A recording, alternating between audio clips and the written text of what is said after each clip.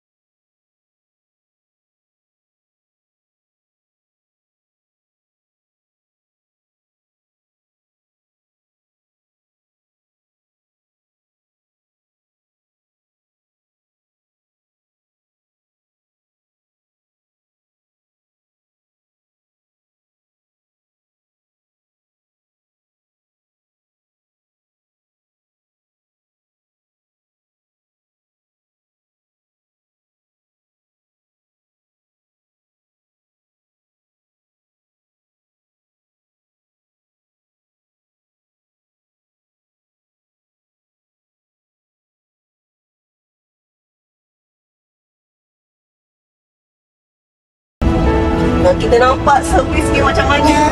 Sebenarnya saya bila bawa mak, sebenarnya saya banyak fikir.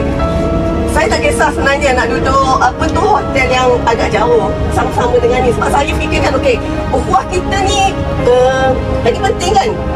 Kalau boleh ukhuwah tu kita tak nak terhenti di sini. Balik Malaysia pun kita masih lagi berhubungan macam tu. Lepas tu tapi bila fikir keadaan mak, saya nak fikirkan keselesaan dia. Jadi saya fikir tak apa lama kita pilih sofa lah. Okey, tapi kita tetap bila dalam perut tu saya kadang-kadang menyampuk lah juga. Dan kalau ikutkan memang nak bersama-sama dengan sahabat-sahabat yang lain lah.